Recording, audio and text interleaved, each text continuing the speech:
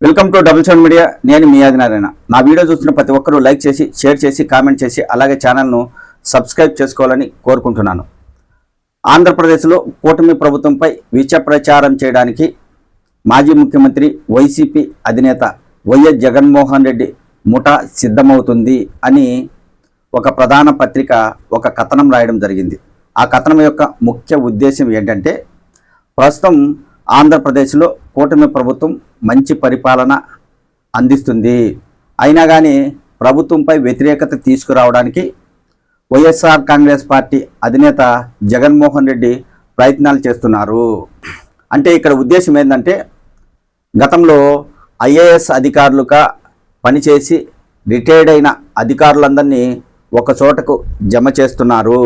వీరందరూ హైదరాబాదులోని ఒక హోటల్లో సమావేశం నిర్వహిస్తూ కూటమి ప్రభుత్వంపై విష ప్రచారం ఎలా చేయాలి అనే దానిపై చర్చిస్తున్నారు. అందుకోసం ప్రత్యేక సమావేశాలు నిర్వహిస్తున్నారు. అలాగే అమరావతిలో ప్రస్తుత ప్రభుత్వానికి చెందిన ఒక అధికారి జగన్మోహన్ రెడ్డితో సన్నిహితంగా ఉన్నారు.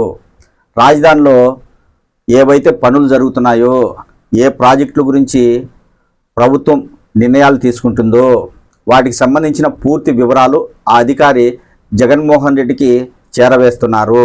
దాని ద్వారా కొన్ని విషయాలు తెలుసుకొని కూటమి ప్రభుత్వంపై ప్రజల్లో వ్యతిరేక ప్రచారం చేయడానికి సిద్ధమవుతున్నారు అనే అంశంపైన ఆ కథనం ఉంది.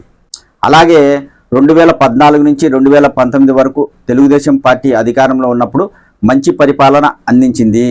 అయితే ప్రభుత్వం అధికారంలోకి వచ్చిన 3 ఏళ్ళ తర్వాత, అంటే 2017 నుంచి అప్పటి తెలుగుదేశం పార్టీ ప్రభుత్వంపై వైఎస్ఆర్ కాంగ్రెస్ పార్టీ అధినేత జగన్మోహన్ రెడ్డి విష ప్రచారం చేయించడం మొదలుపెట్టారు.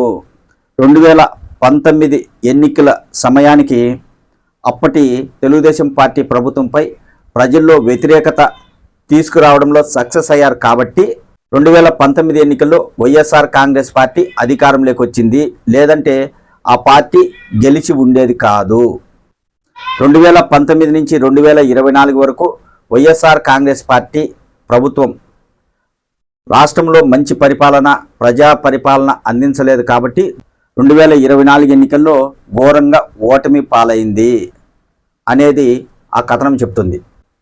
రిటైర్డ్ అయిన మాజీ ఐఏఎస్ అధికారులు, తటస్థులు, సామాజికవేత్తలు ఇలా కొంతమంది సభ్యులను జమ చేస్తున్నారు. వీరికి కడప జిల్లాకు చెందిన మాజీ ఐఏఎస్ అధికారి ప్రాతినిధ్యం వహిస్తున్నారు. ఆ అధికారే వీళ్ళందరితో సమావేశాలు నిర్వహిస్తున్నారు. అలాగే ఇంకా కొంతమందిని వారి గ్రూపులోకి తీసుకొని ప్రభుత్వంపై ప్రజల్లో వ్యతిరేకత ప్రచారం చేయడమే లక్ష్యంగా పనిచేయబోతున్నారు.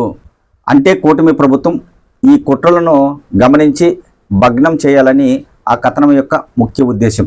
ఇక్కడ ప్రధానంగా ఏంటంటే, వైఎస్ఆర్ కాంగ్రెస్ పార్టీ 2019లో అధికారంలోకి వచ్చిందంటే ఇలాంటి కుట్రలు జగన్మోహన్ రెడ్డి చేయడం వల్లనే అధికారంలోకి వచ్చింది.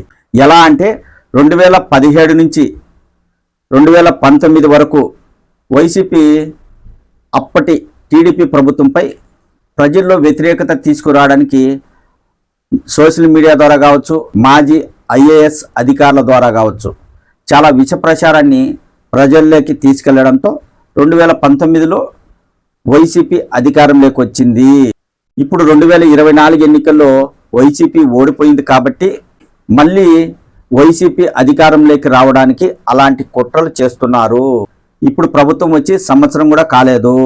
ఇంతలోనే ప్రభుత్వానికి వ్యతిరేకంగా ప్రచారం చేయడానికి వైఎస్ జగన్మోహన్ రెడ్డి అన్ని సన్నాహాలు చేస్తున్నారు. కాబట్టి కూటమి ప్రభుత్వం ఆ కుట్రలు చేస్తున్న వారిని గుర్తించి ఖచ్చితంగా అలాంటి వారిపై చర్యలు తీసుకోవాలనేది ఈ కథనం యొక్క ముఖ్య ఉద్దేశంగా మనం భావించవచ్చు.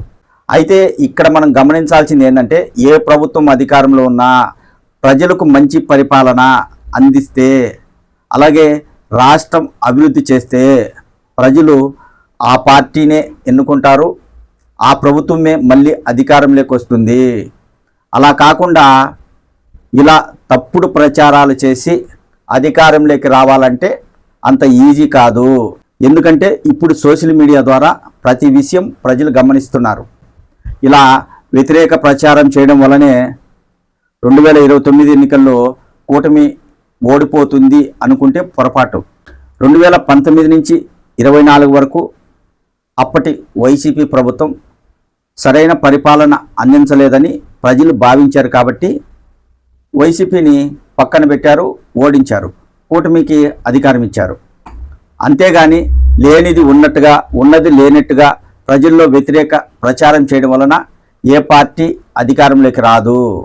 ఖచ్చితంగా ప్రజలకు వారు అనుకున్న విధంగా పరిపాలన అందిస్తే ఏ ప్రభుత్వం అయితే అధికారంలో ఉంటుందో మళ్ళీ అదే పార్టీ వచ్చే ఎన్నికల్లో గెలిచి మళ్ళీ ప్రభుత్వం ఏర్పాటు చేసే అవకాశం ఉంటుంది. అలా కాకుండా ఏ పార్టీ అయినా ఒక ప్రభుత్వంపై ఉద్దేశపూర్వకంగా వ్యతిరేక ప్రచారం చేస్తే అధికారంలోకి రావడం అనేది కష్టం.